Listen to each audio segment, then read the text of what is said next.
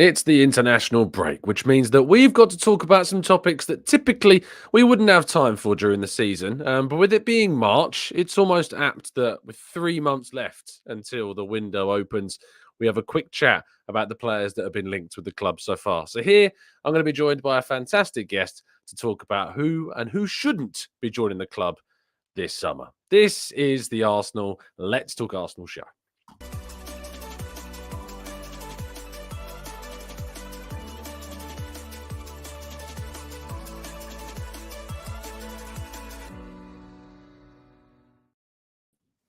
Hello and welcome to the Gooner Talk, back again with you guys for another episode of the Let's Talk Arsenal show. I'm joined today, very happy to be joined by a good friend of the show, good friend of mine as well, Mr. Harry Symeou. How you doing, mate? You good, Joel?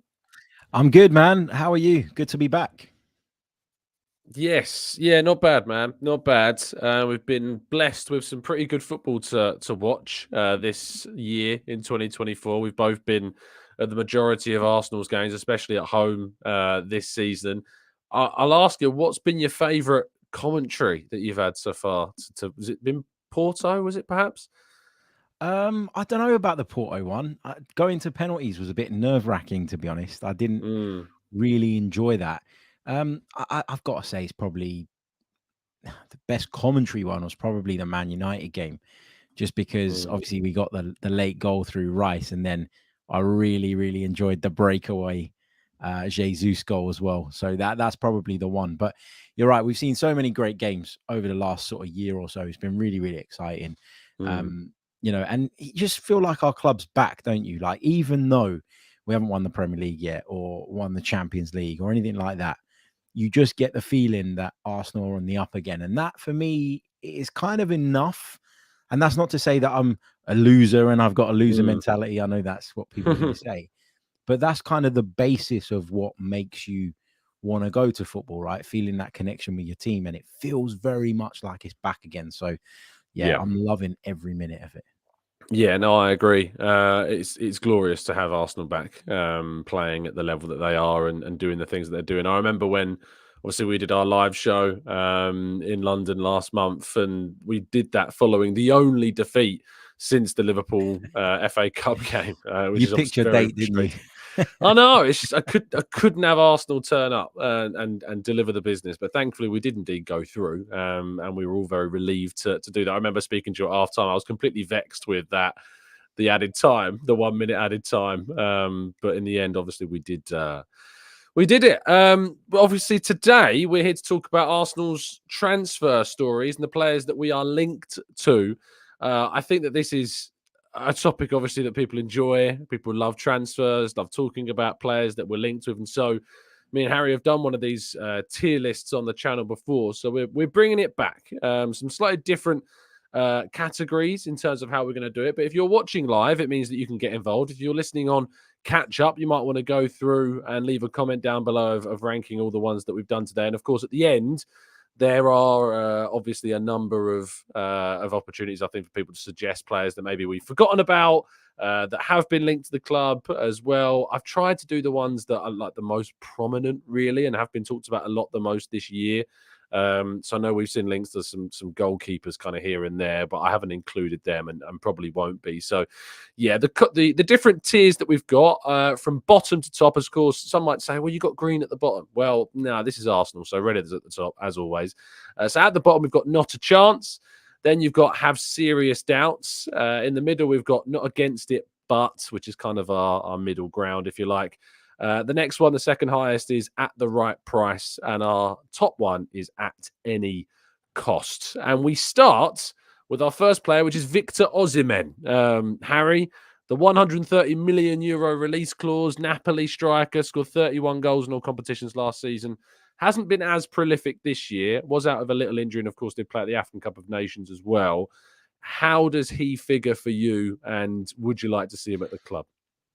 I'd like to see him at the club, but I have to say my enthusiasm towards a possible Osimhen deal has reduced this Mm, season. And it's not because he's been bad this season. It's not because he's not performed. And, Napoli in general haven't been anywhere near the level that they were last season. And I don't want to pin that on Victor Osimhen. I think that's massively unfair. mm, But I look at the frequency with which he breaks down with problems. And I look at that release clause, and I know that you might not have to pay that full release clause. I know you Yeah. might be able to get him for something cheaper than that, but just that amount of money, it does put me off. And I'm kind of at a point now where I'm looking at other options, and maybe we'll get into it a little bit later, that are maybe a little bit closer to home, that will probably cost half of what he will, that I think could do just as good a job. So for me, with Victor Osimhen, it's very much about the price. If you're talking 70 to 80 million pounds, which is like what, 90, 95 million euros maybe, then okay, I'm fine with that. And I think it's a worthwhile gamble to take. But anything beyond that, no. So I can't put him in at any cost. For me, he's got to go into at the right price. I don't know what you think. Yeah, no, I'm in agreement with you, mate. The 130 million euro release clause is too high. He is a talented striker. I think he's got a lot of attributes that Arsenal are looking for in a centre forward. But I feel as though he will still go for a massive fee if Napoli get their way. We know what De Laurentiis is like in terms of negotiating deals as well for Napoli, so they'll expect to get as high a price as possible. And his stock, I think, has dipped somewhat this season too compared to last season. So there's always those question marks about him, but he's without a doubt, one of the best strikers in the world at the moment. If Arsenal want to sign a centre forward, I think it has to be in that category. So I think he goes there.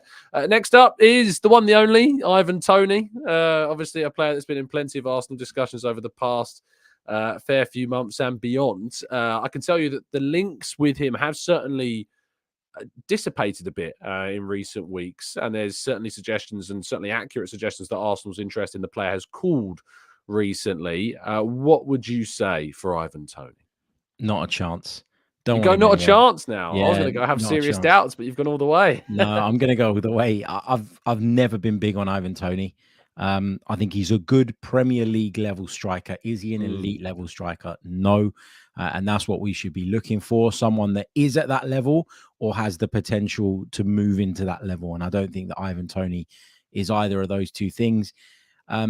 He's had his off the field issues, which we don't really know the full extent of. So I wouldn't want to sit and say it's because of that, because I don't know the ins and outs of that. And I think that would be largely unfair. But I don't like Ivan Toney's attitude. I'm sorry to say it. Like Yeah, I I agree with you. Yeah.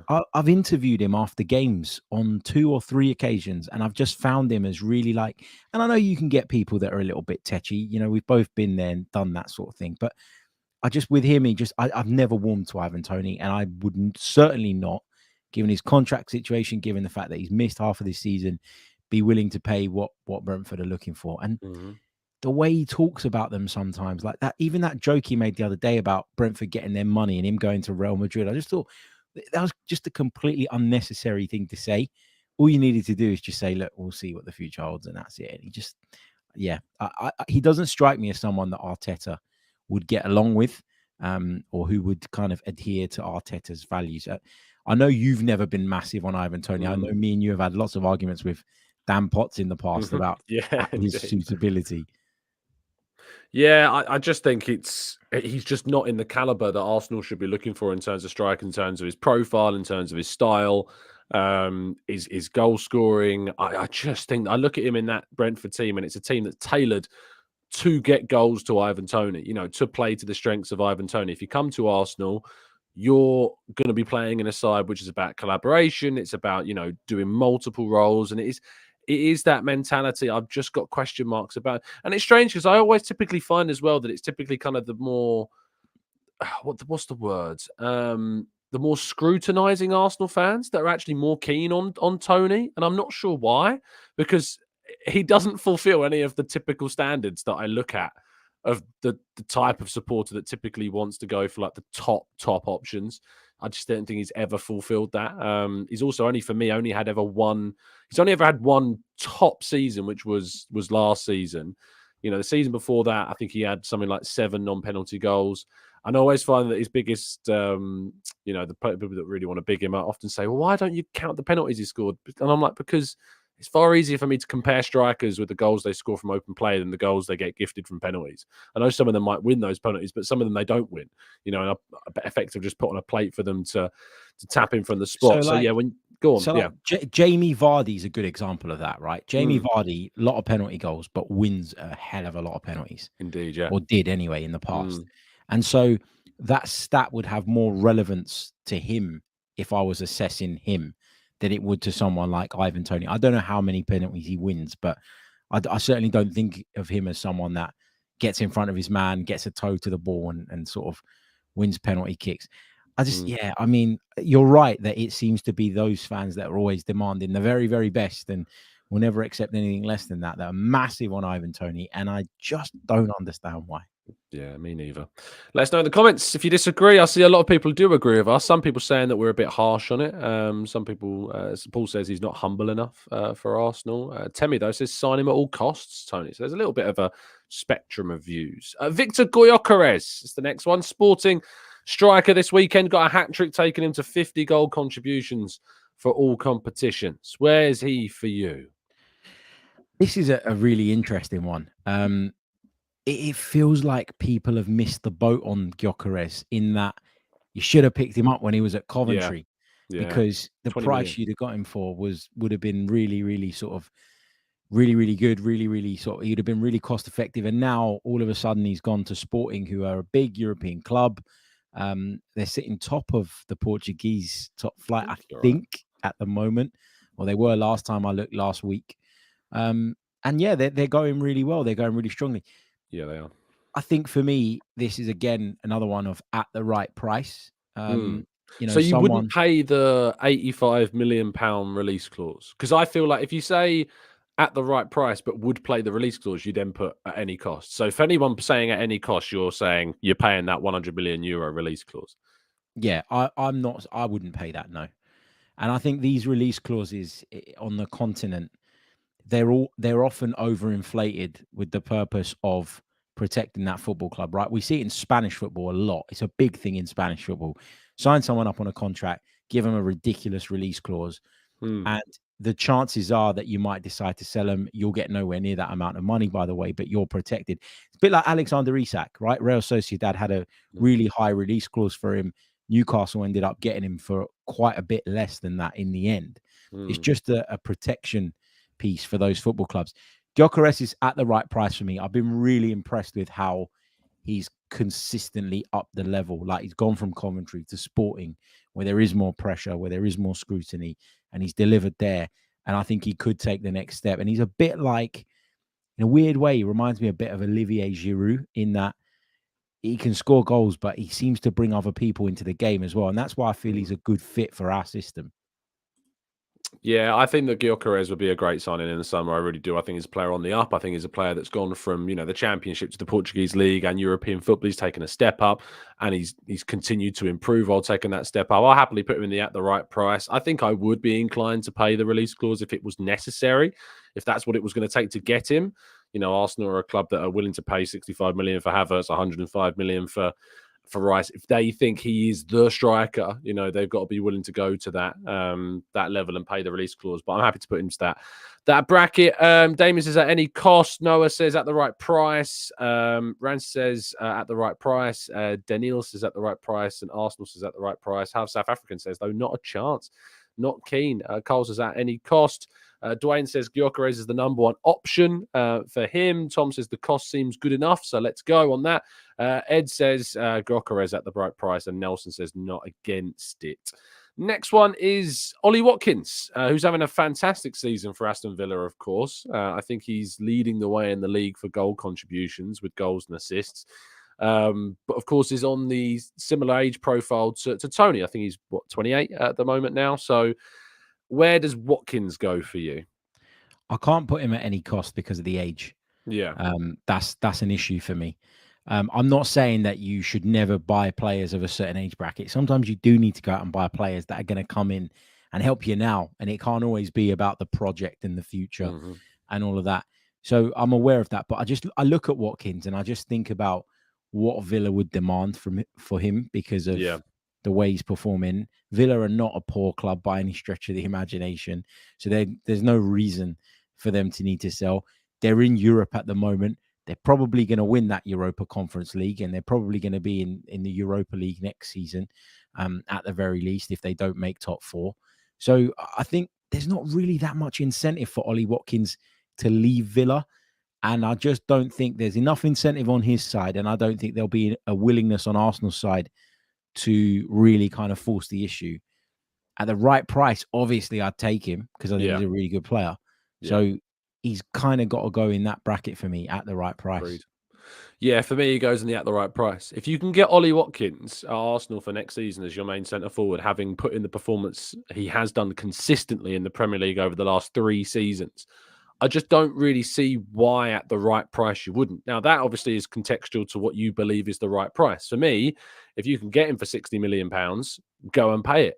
You know, if you're starting to get into the 80s, 90s, 100s, it's there where I'm starting to question, because obviously at that price, at that age profile, I'm not sure I would go into the 80s. Whereas like Gyökeres, for instance, at 25, I'm more inclined to pay that £85 million fee for a player that's got, 7 to 8 years ahead of them rather than the player with 4 to 5 years ahead of them.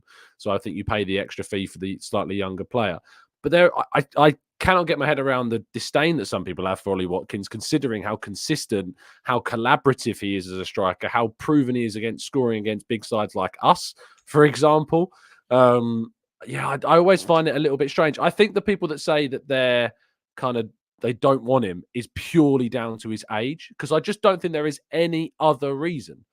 There is no downside to Watkins besides his age. That is it for me.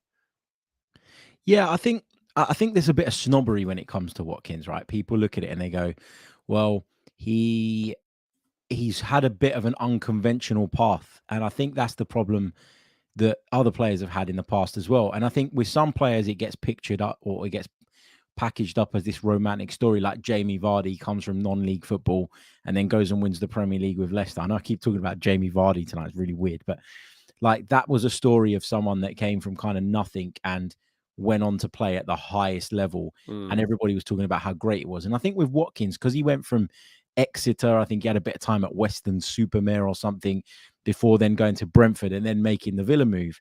I think people look at him and they still don't put him in that top bracket because of maybe the career path, which I think is unfair. We've been talking loads about like price tags, 70, 80, 90, 100 million quid.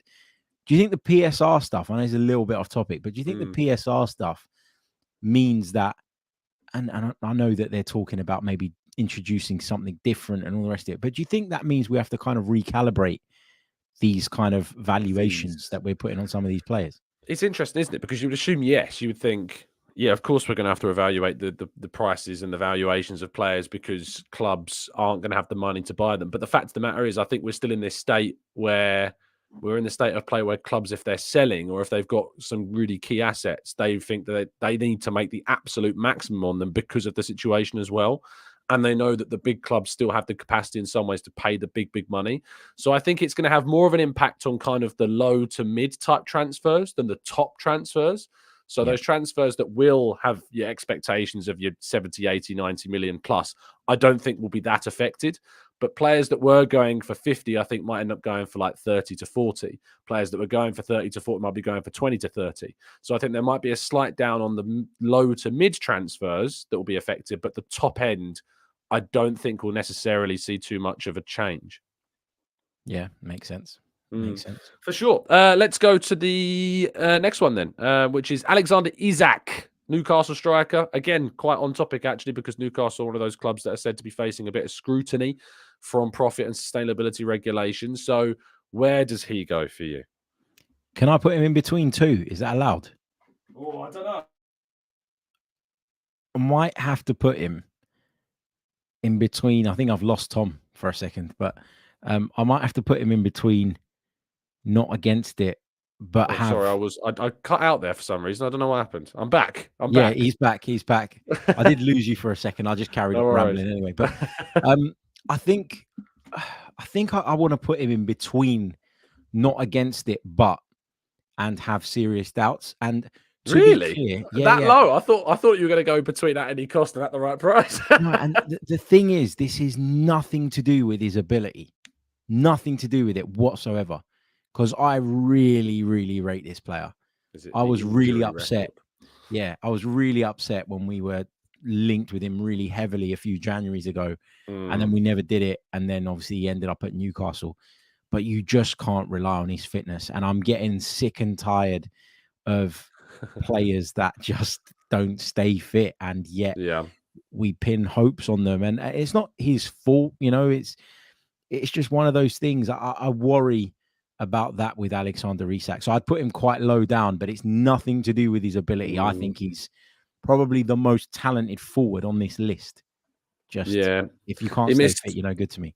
he missed 16 games for club and country last season. He's missed 10 games for Newcastle this season. It's a lot of games per campaign. You're looking at between a fifth and a quarter of games potentially there that you're missing. So I absolutely understand that. I love the player profile wise. I think he's fantastic. I think if Arsenal were to sign him, you've got options like maybe that we have this season that could necessarily cover his absences if and when they happen. I'm also inclined with some players now, just with the fact that we sign players, whether they've got a clean bill of health or not, they still get injured. So I almost don't necessarily even look at injury records anymore. There's a player on this list that I definitely will be talking about with injuries. I think you can probably predict who that is already. But Isaac's not got for me into that category quite yet. I was going to say at the right price. And if you've got between not against it, but, and then have serious doubts, I'm inclined to put him in the not against it, but category. Because I think the but is fair because the injuries are persistent and significant when they happen. But I think that the majority maybe will be putting him in there at any cost or at the right price. But I absolutely get why. If you can get over the injuries, I think you'll be in the top two categories for most people. 100%. But yeah, for sure. People in the chat book saying he's injury prone. I agree with Harry, says Noah. Dante says he's 24, so injuries will happen. What does that mean? What does that mean? Like, what? He's 24, so injuries will happen. I didn't say about any player. Yeah, I don't understand that. That should be your peak physical point, in my opinion. If you're saying like an 18, 19-year-old is picking up injuries because they're still developing, then I get that. And if you're saying someone a little bit older is picking up injuries, I get that. 24, 25 is when I want you in peak physical condition. So I disagree with that. Fair enough. Dominic Solanke is next. Having a brilliant season for Bournemouth. I think he was really hard done by to miss out. I think it was really hard done by to be picked. I think Ivan Toney's got a bit fortunate getting picked ahead of Dominic Solanke. Personally, I think Solanke absolutely deserved that call up for his entire season, not just recently. But yeah, tell me what you feel about Dominic Solanke. Not against it, but I think people have forgotten very, very quickly that it was only maybe a year and a half, 2 years ago that we were all looking at Dominic Solanke, not even that long ago maybe, and going championship level striker, but not a Premier League level striker. And he's having a really good season this year. But is there a big enough sample size there to say that he can make that step up from a club like Bournemouth to Arsenal? He's been at Liverpool in the past. It didn't work out. You give him the benefit of the doubt because he was young and he moved on. And then for years, he struggled in the Premier League and only really had an impact in the Championship. Am I convinced that he's kind of broken through that ceiling and gone up to another level, and now he's here to stay? No, I'm not. But equally, I think he's got a lot of qualities that don't always come through in terms of goal tally. Like, I think he is a good link-up player. I think he's an intelligent footballer. I'll put him in not against it, but. Fair enough. I would have got not a chance personally. That's not me underrating him.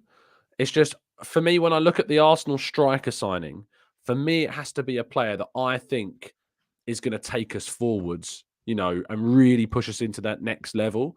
I don't think Toney and Solanke are that player. I think Isak, Osimhen, Gyökeres and Watkins are in that bracket, that if we sign them, you've brought a player that I think is absolutely starting over anyone. Solanke, I'm not sure starts over Havertz.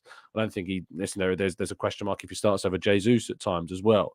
Whereas the other four, I think, I'd start them. If we were in a Champions League final, I'd start Isak for Arsenal if he was fully fit. I'd start Watkins. I'd start Gyökeres. I'd start Osimhen.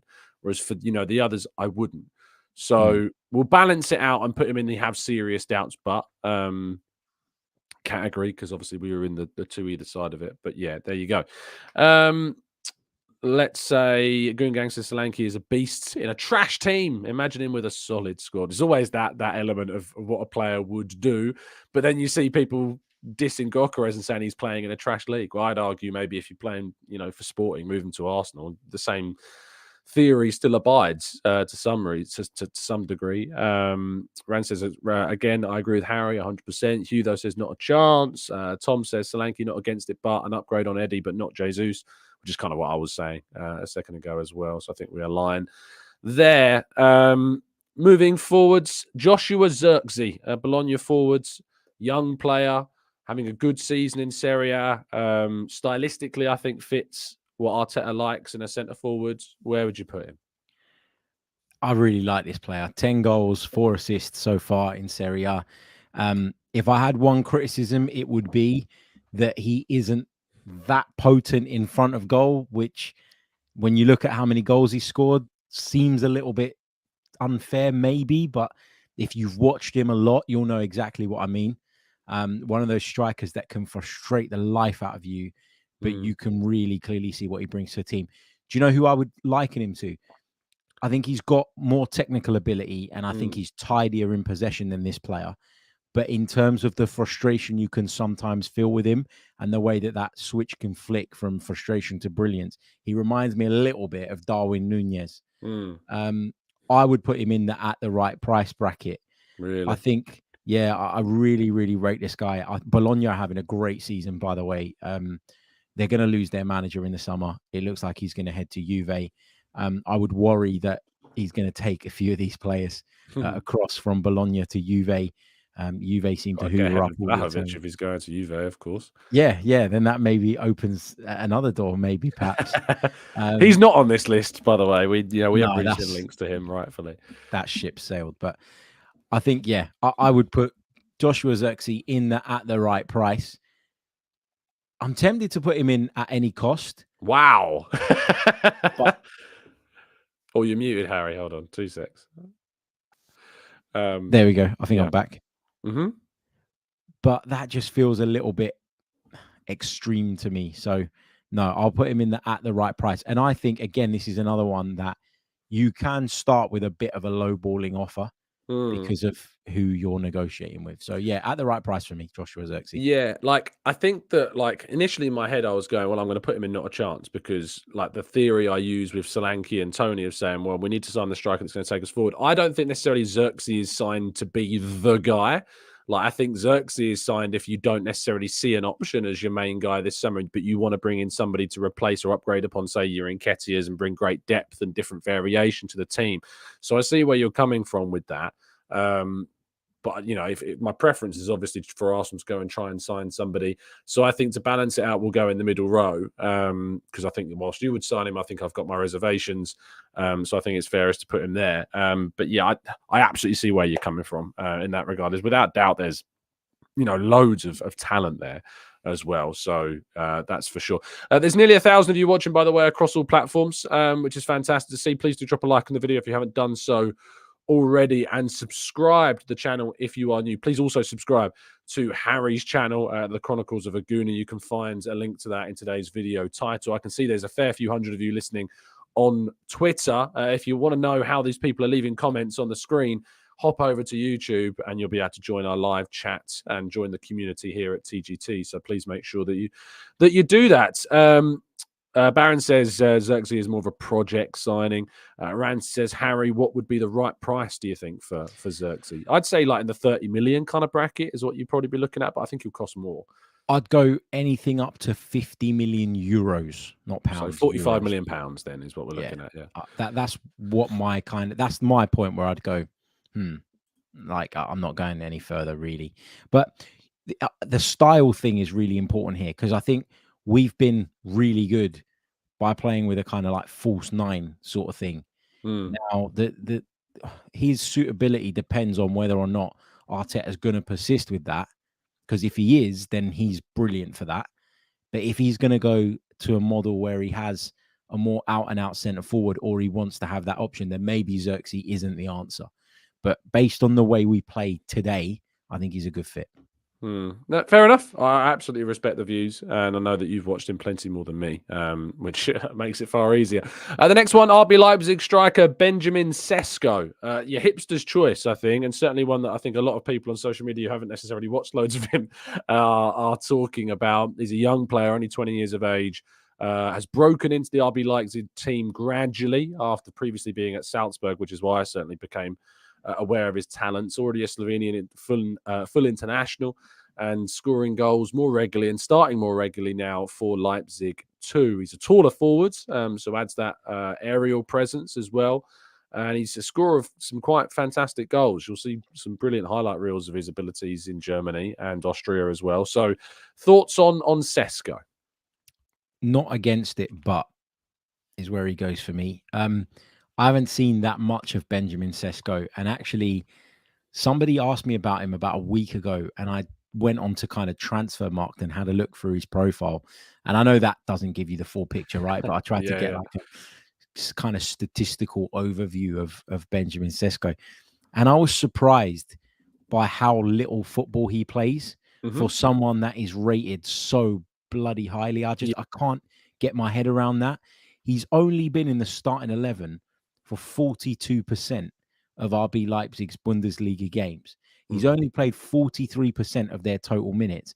And when I then thought, oh, maybe he's had an injury or something, and I went over and had a look at that, there's no injuries on record this season. So I'm in my head, I'm kind of like, everybody's talking about you. There must be something about you. You must have something.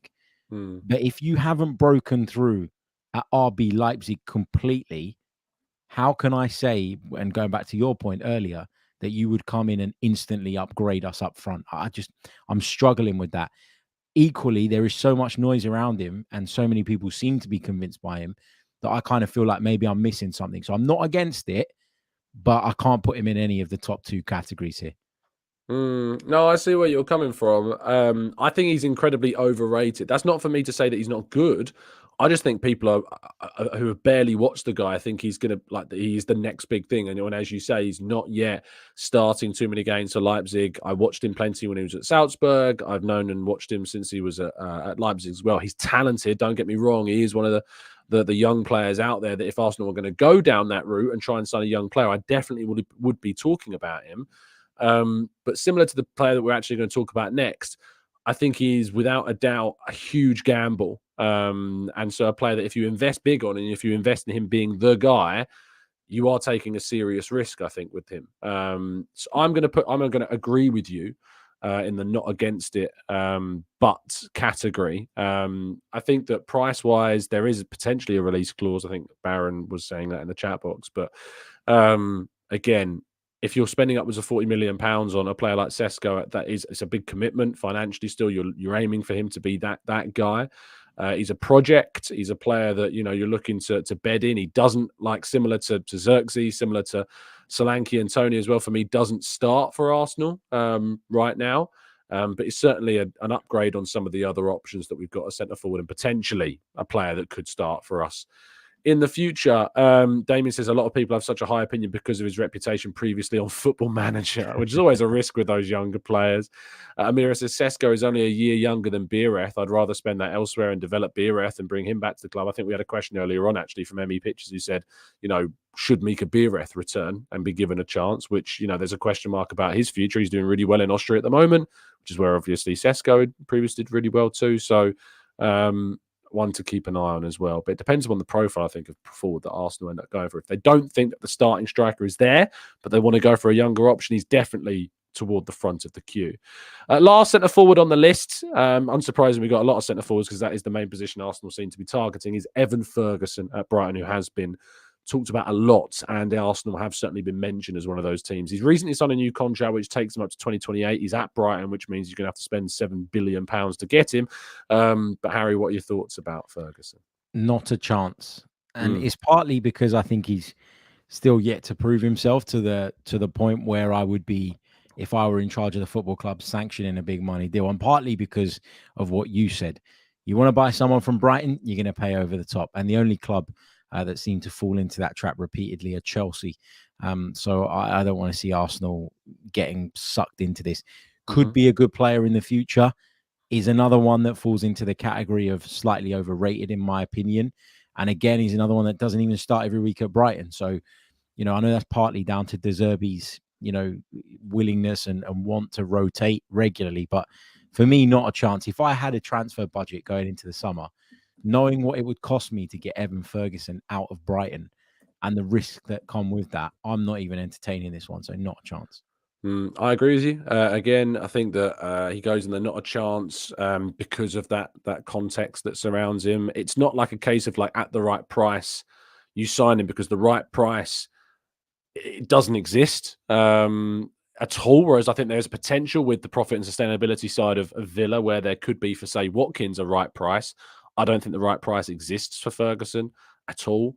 I don't think necessarily he'd even push for a move like Watkins. You could potentially see at his age, with his liking of Arsenal, pushing for that move. I think that creates a difference between the two centre forwards. So I think Ferguson, for me, I agree with you, is in the same bracket as Tony, and is in that sense of just being in not a chance. Gage says no thanks to Ferguson. Like Tom said in a prior show, his numbers aren't even better than Eddie and Nketiah, and they're not actually this season. You're signing a player that's contributed less goals than Nketiah, despite playing more minutes. Sophie's joining us in the chat box with the hybrid squad. Sophie, Hey. see you. What about players who enhance our bench? Realistic signings, the Trossards and Kiviors of this world. Certainly, again, we're on the centre forwards at the moment, and I think that there's kind of a split between centre forwards. There's the strikers that you go, yeah, they're the guys that take us to the next level. The Osimhen's, your Gyökeres, your Watkins of the world, Isaac as well, I'd put in that category. And then your other strikers, which are your Xerxes and your Seskos, that improve the depth and have the potential to be starters in the future. Whereas I look at Solanke and Tony and Ferguson, at least for the moment, as being players that would be too pricey and don't push the needle enough for the context of player that they are right now, which is intriguing because there's obviously some profile differences and age profile difference between Ferguson and the others. We move to the wide players, or the attacking players that aren't centre forwards, that can play in wide areas and attacking positions. Nico Williams of Athletic Club in Spain. He's got a 50 million euro release clause, which is about 42 million pounds or so. So what do you say for the Spanish international? Young player, only like 21, I think. 21, was. More a provider than a goal scorer, but that's all right. That's not reason to mark him down.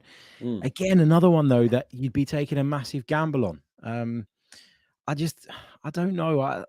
This one doesn't jump out at me. I've seen the links, I've seen the reports, obviously, but it doesn't particularly excite me.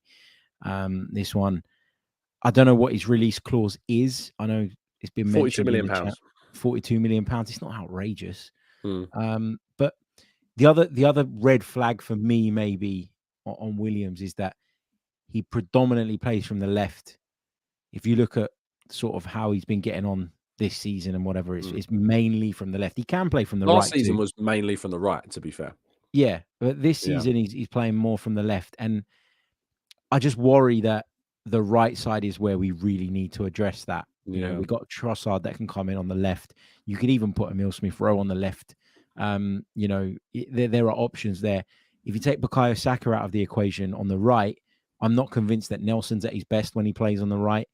And Fabio Vieira doesn't really convince me from that wide position either. So I'll be prioritizing the right. And because he's played mostly from the left this season, and he's still got to convince me a little bit, this one is one I have serious doubts about. Fair enough. I'm going to put him in the not against it, but because I do like him a lot. So it would have been more at the right price, I think, for me. So I think that balances out between the two of us. I absolutely see where your doubts are coming from. I like him. He's versatile. He can play both sides. Spanish senior international already, as well, experience at that senior level, which is good. He strikes me more of a Chelsea type signing at the moment. Similar to your Madueke's of this world. I think in terms of if he was to be bought, I can see Chelsea moving for him as a replacement, maybe for Raheem Sterling, etc. So I see where that's from. I think you're right in the sense that we need our priority in terms of an attacking player has to be someone I think that can cover Bukayo Saka the most effective. And there is another player on this list that I rate higher than Williams, so I'm happy to put him there. I do rate Pedro Neto higher in terms of his ability, but I'm going to go out there on a limb and say at the moment I've moved into not a chance with Neto because I just can't trust this player's fitness levels. Yeah, you're not wrong. Really, really talented, great pace. has the ability to get your team up from one end of the pitch to the other really, really quickly. And, a lot of the time you see a lot of players that have incredible pace and they get their head down and they carry the ball and they carry it and then they carry it. But by the time they get into the position that they've literally busted a gut to get into, they lose all composure. And a lot of the time it's because they're like they're burnt out having made that run. I never see that with Neto. I feel like he's got that ability to get away from people and then still show that incredible level of composure and effectiveness. I'd put him at the right price. That's where I would put him, because again, the injuries is a problem, but if the price is right, then I might be willing to take a calculated gamble on that, but it's dependent on the price. It's interesting. I'm now just completely shut the door to Neto. I just can't trust it. He's the one player who I haven't kind of bought into my rule of, well, every player can get injured kind of thing. And, we've had Partey and players come to Arsenal with no injury issues and yet miss huge numbers of games. It just seems to be so regular. Like it's almost guaranteed with him that he's going to miss extended periods. And if you need that depth, so I'm torn because, I'm happy to put him in at the right price, but I'm also like, it's either or. It's your show, mate. It's your show. It's my show. You're right. I'm boss, so I'll put it in not a chance. There you go. He's gone in that one. For me, it's just I just can't sanction it. I just can't. ST Arsenal says, Tom, if you can turn down Neto, it says a lot because you wanted him so bad. And I did. I really did. I used to be so keen on the guy, thinking this is the depth option. This is the Diogo Jota signing for Arsenal in Pedro. Ironically, also at Wolves. But it just I can't just sanction it. I can't get over those injuries now, which is fair enough. And the next one is more of a recent link. Brahim Diaz of Real Madrid, former of Manchester City, of course, recently switched allegiances to the Moroccan national side so he can play more regularly at international level as well, which is, fair play to him. What do you think of the 24-year-old? A lot of my opinions on Brahim Diaz are based on his time at Milan rather than at Real Madrid. Yeah. Lively, technically very good, has the ability to get into good goal scoring positions. I like him from a central area more than the wide areas, which we know he can play in as well. So he kind of falls into that category of very, very versatile. But I'm not massively enthusiastic about this. It's not one of those ones where I'm sitting there going, yes, do it, do it, do it. For me, this is in the not against it, but category. And the reason I can't push him any higher than that is because I don't know how much better he is than Fabio Vieira when played in their correct positions. And on that basis, like, how can I don't think Fabio Vieira has been that great in an Arsenal shirt. I think he's had his moments. But I think generally, if you were assessing the success or failure of that signing so far, it's very difficult to say it's been a success given what we paid for him. So I don't think Brahim Diaz is that much better than him. I think he maybe at the moment is performing at a better level because he's fit and he's available and all the rest of it. But yeah, not against it, but for me with Brahim Diaz, I'm sitting on the fence with a lot of these, but this one. Yeah, no, I think that's fair. There's so many question marks about players. Diaz is definitely someone I think who could add really good depth to Arsenal. But, if you sign him, I mean, yeah, have you pushed the needle more than what Vieira and Smith Rowe are giving you? I don't think so.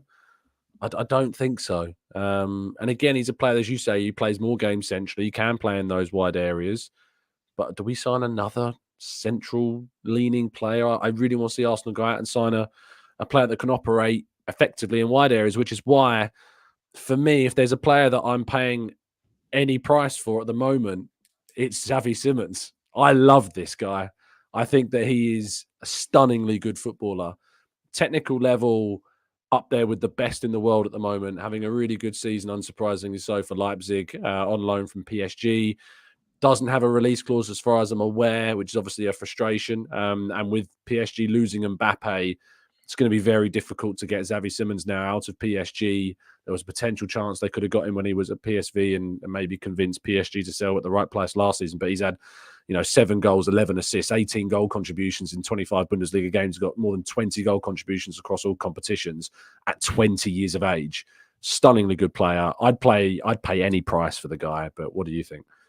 Yeah, I'm kind of in the middle of at any cost and at the right price. I highly, highly rate this guy. Yeah. Um, and I think, when you're talking about those kind of central leaning players, he's one of those people that can just ghost into different areas, Hmm. but seems equally effective wherever he appears and pops up. I really like him. I'm happy to put him in the at any cost. If it was me doing this by myself, I'd probably put him in between the top two. But Yeah. yeah, I think we're both happy with the at any cost one. So that's where he should go. Yeah, it's difficult to like. They are such kind of poles, aren't they? It's you either willing to pay whatever, or you're not. But I see where you're coming from. I just don't know what the right price is really for a player of that caliber, of that age in this current market. It could be 60 million, it could be 100 million. You don't know. You don't know what PSG are gonna look to ask for. I just think, yeah, he's. I mean, if you told me this summer Gyökeres and Simmons were coming, I'd think, woof, that's a hell of an upgrade of options in attacking areas that Arsenal are getting. If you want to know positioning wise, he's played 18 games on the right. He's played 15 games on the left, and he's played 2 games through the middle. So he does have that ability to be that option on the right-hand side if we wanted a rotation. But you know what's really, really interesting, right? I'm looking at this Mm, list of players, and most of them fall into the category of come in and improve the squad. yeah. But I don't know how many of them walk into our best lineup. Like And walking is very tough for a team top of the Premier League. that's Like, what I mean. That's what I yeah, mean. So going back to Sophie's point about enhancing the squad, I think yeah, I think that's the lens through which I'm looking at a lot of these players. It's mm, not, it's not. I'm not looking at them and going, well, he comes in and replaces this person. Like you look at the forwards, Osimhen's probably the only one with a big enough profile for you to yeah, go, well, he has to play. yeah, Gyökeres, maybe not all the time. And you look at some of the other options, and I'd say the same thing. So I think we are looking. I'm certainly looking at it through the squad building lens as well, because I just think so many games, so many competitions, you need multiple options, and that's just the reality of football now. It's a squad game more than ever. Into midfield now, and Amadou Onana, who was linked heavily with Arsenal in January. Certainly from the players' side, there was said to be interest from Arsenal. The club certainly didn't mirror those same feelings when I chased up the story. But what do you feel about the Belgian, who's been very good for Everton, and certainly I think transitioned to the Premier League effectively, can play as a 6, has played as an 8 as well. Is he someone that you think you'd look to bring in? Not a chance for me.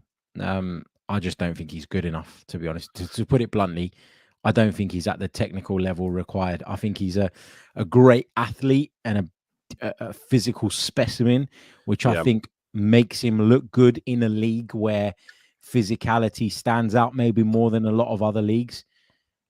Yeah, just for me, no, not the Mm, one.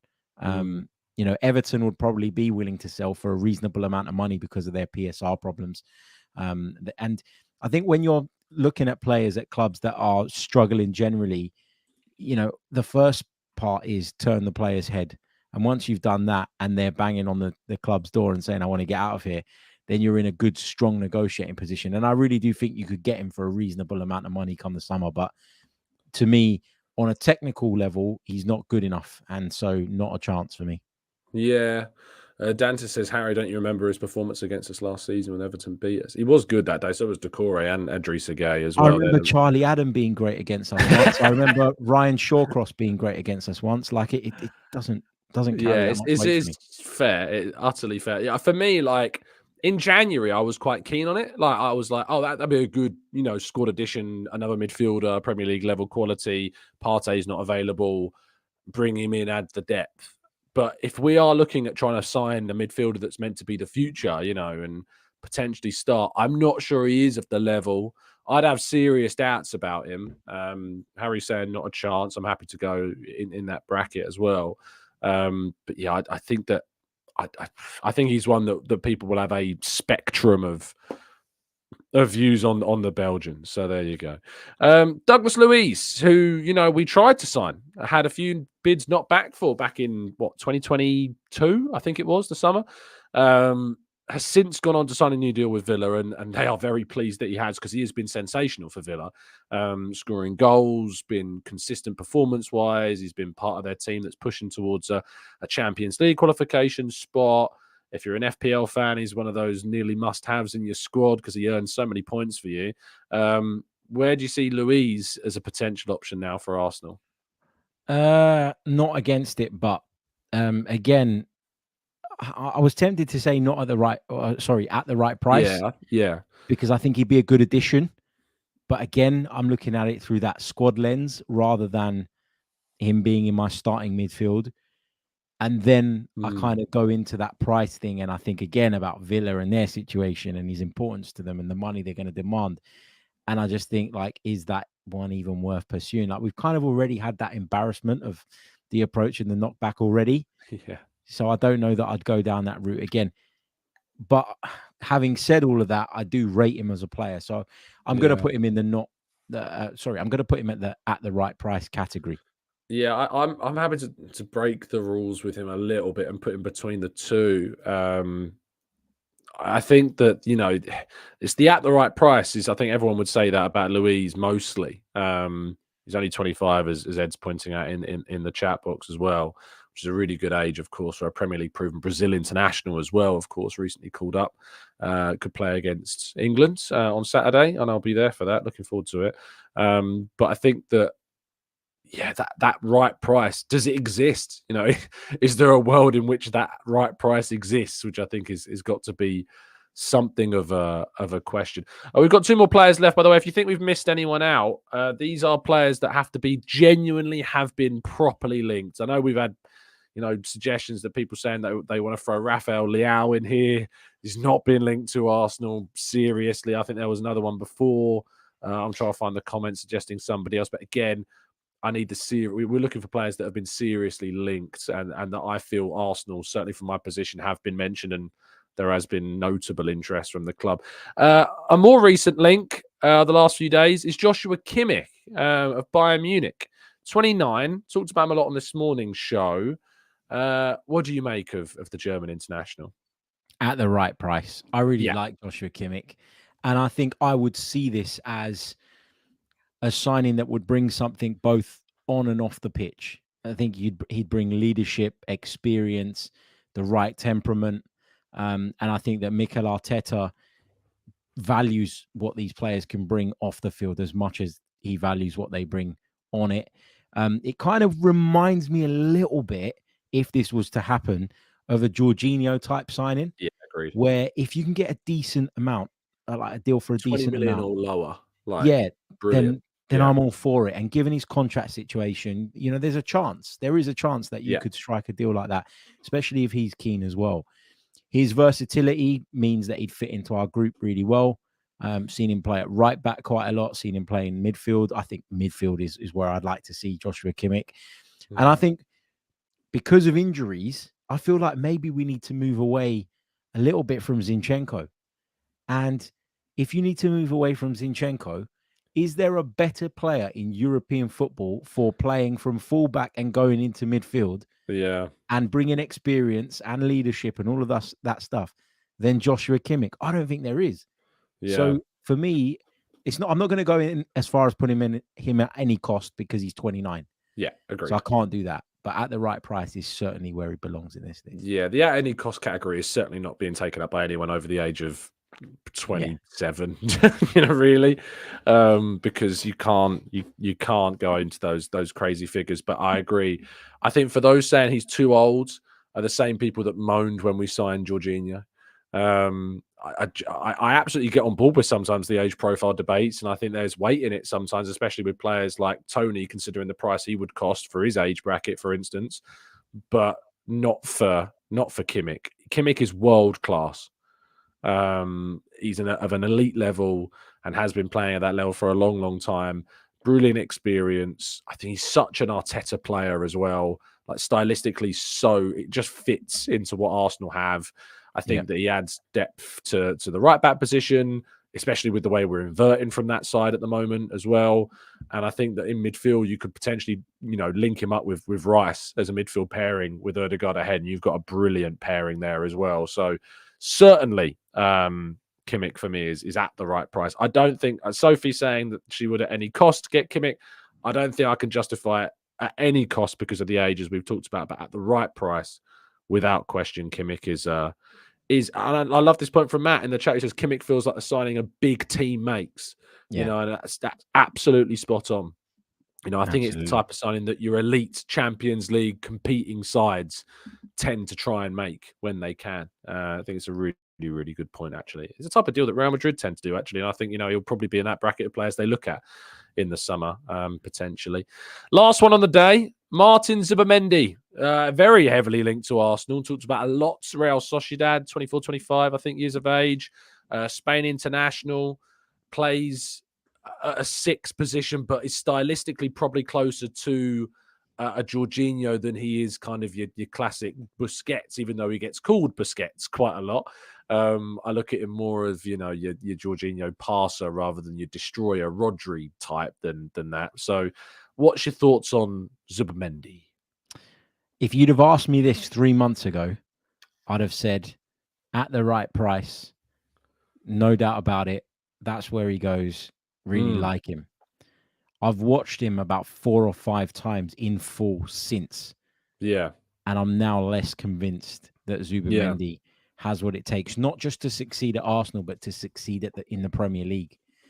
I also feel like I need to put into context the fact that the way Real Sociedad play at times, in my opinion, leaves him really exposed. Yeah. And you saw that in the first leg of their Champions League game with PSG, where they were pushing, throwing bodies forward at certain points and leaving him as the lone 6, and he just couldn't handle it. Not because he's not intelligent enough, not because he's not technical enough, but maybe just because he couldn't get across the ground enough. And that's where the similarities to Jorginho come in for me. So in the right system, maybe, but as a standalone 6, no, not for me. As an 8, maybe, but because I'm not sure where exactly I'd play him and how exactly I'd fit him in, I can't say at any cost. At the right price is a tough one for me. I'm going to say not against it, but because I'm really stuck with Zubimendi. I don't know if he comes in, where he plays, and how you get the best out of him. Yeah, I think that's fair. I think that's really fair, putting him into the not against it but category, because I think there are question marks about him. I mean, you look at his profile on FBref, for instance. He, in terms of passes attempted, he's in the 61st percentile. Pass completion is his best in this category, 72. Progressive passes, 57. Progressive carries, 47. Successful take-ons, 25. Progressive passes recovered, 18. Defensively, he doesn't stand out. Tackles is in the 35th percentile. Interceptions, 74. Clearances, 75. Aerial duels, 176. I think that the centre midfield position is gradually becoming potentially Arsenal's most important deal to do this summer. The striker is taking all the attention, but with Partey moving on, I think there's a chance that Arsenal have got a position there, in that midfield 3 that is open for Arsenal to try and find the guy that completes the Rice, Ødegaard and question mark for the next 4 to 5 years. Arsenal need to find their Rodri, really, because I foresee for me Rice being not the 6. For me, Rice I see being the guy that plays slightly ahead of this question mark. I think he's stunningly good at that role, and I really have high hopes for him in that position, because it's such a versatile and changeable role. So for me, it's like, can we find our own Rodri? And I don't know if that exists, at the moment, which means a signing like Kimmich could be perfect, because it's that kind of stopgap makes him seem like not good enough. But I think the phrasing works. I think he's that 2-3 year signing that while you look for your own Rodri, Kimmich can be a top option for us in midfield. Whilst Jorginho, of course, still definitely should be staying for another season. I hope that he does. So yeah, I'm happy to put Zubimendi because there are question marks with him. He could be brilliant in the Arsenal team. It could be that all he needs is Arteta to unlock him as a great player. But I think that, he should be there. I haven't seen any suggestions in the chat box from people regarding a player. Some people says João Palhinha. I think that ship's certainly sailed now. He'll either stay at Fulham or Bayern will come back in the summer. I think he's different to Kimmich because he's a similar age profile, but would cost, having signed a new deal with Fulham, well upwards of £50 million. And I'm not sure I could sanction that for that necessarily that age profile in that position. So yeah, it's different. Yusuf Fofana is a player I've pined over for a long time, but again, haven't really been linked with him too much, so I can't really justify putting him into our tier list either. Is there anyone that you've spawned in your mind since we've been chatting? I've got a player that I would like Arsenal to go for, Yeah. and explore the possibility of signing, but there hasn't been a credible link yet. So maybe I'm jumping the gun a little bit. I've been putting together an episode on my channel that I'm going to drop in the next couple of days about why I think this guy would be a good fit, and that is Rodrigo Muniz of Fulham. Oh, as a he's on centre forward. fire at the moment for Fulham. He is. I've been to 3 or 4 Fulham games this season where he's been playing, and I've been so impressed with him every single time. Not just his goal scoring prowess, which is obviously clear to see. You just need to look at his numbers recently, but his work rate, his link-up play. He just seems like a really intelligent, well-rounded centre forward. And he reminds me of, like before Gabriel Jesus started having all the injury problems, where he just came in and just would go into people like a bit of a battering ram at times. But then when he got the ball, was so technically sound and intelligent in everything he did. That's what Rodrigo Muniz reminds me of. And again, it's Fulham, and they're not a poor club, and they're not going to let him go for peanuts. But this is one of those where you use your superiority as a big club, and you tap him up basically, and you turn his head, and you make him want the move, and then you enter negotiations. And I think you could get him for a reasonable amount of money, probably the same sort of money that you could get some of these players that we maybe put lower down the list. I think you could get him for probably cheaper because he's not English than Dominic Solanke. Yeah, I'd rather have him. So I think that's one to look at. Yeah, I mean, he wasn't starting games at the start of the season, 4 minutes here, 9 minutes there, 12 minutes here. It wasn't really until January of this year where he started to get more minutes. Obviously, they lost Raul Jimenez to injury. He's now bedded in. And in his last 7 games, he scored 7 goals. And he's on great form. So he's definitely hot right now. I guess the question will be, will he sustain that until the end of the season? And is he capable of producing at an even higher level than Fulham? Fahim says, Tom, what happened to Santiago Jimenez? That talk's gone quiet. Yeah, it's gone very quiet on him. I think he was one of those names that, they like Muniz, ironically, where they have that purple patch, gets talked about, but it's gone a bit quiet on that front. I think Gyökeres is certainly taking up a lot of the focus from Jimenez as well. So he's one to look at. Gary Hardy says Daniel Marlon. His name's actually has been spoken about recently regarding Arsenal being keen. He's been decent at Dortmund. I mean, what do you think about Marlon? I don't know. Not seen a massive amount of Daniel Marlon. Just read sort of bits and pieces where people have made reference to the fact that he was an Arsenal player and we let him go and stuff. Saw glimpses of him at PSV. Looks good, but does he move the needle in terms of wingers for us? Not totally convinced that he does. I was looking at our squad earlier today, and I was like, this player needs an upgrade on. And I'm talking about your Reece Nelsons and that kind of thing, your Eddie Nketiahs. And I think that what Daniel Marlon has over Reece Nelson is that he plays. And I don't know how much difference there is. I'm not saying that Daniel Marlon's not better than Reece Nelson. What I'm saying is, does he take you up enough for it to be worth going and spending a big amount of money? And I'm not sure about him.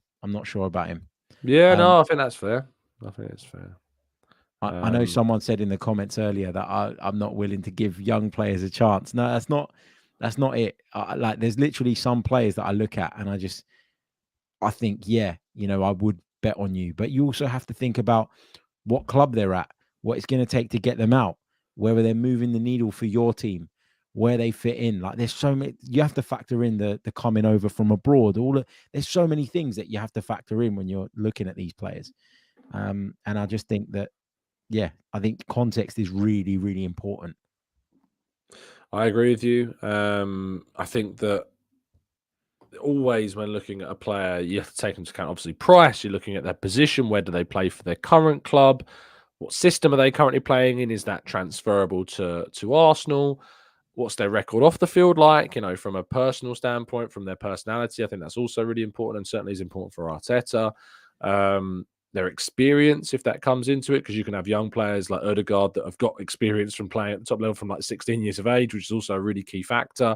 If they captained any sides, and ultimately, what is the pathway in an Arsenal perspective for that player, and is it worth the investment from that player cost analysis? So the summer's going to be interesting, and I'm sure there'll be plenty more players that we're linked with. And me and Harry, I'm sure we'll link up again in the summer, at the start of it, throughout it, toward the end of it, to rank it, what we think about Arsenal's summer transfer window.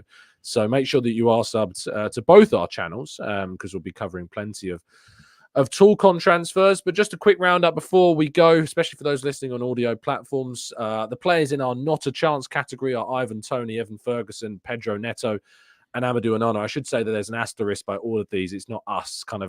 It's more me than Harry, I guess, because I've been making the final decisions. But yeah, certainly the semi agreements we've come to. Dominic Solanke's the only one in our have serious doubts category. The not against it buts are Isaac and Xerxes, Benjamin Sesko, Nico Williams, Brahim Diaz, and Martin Zubimendi.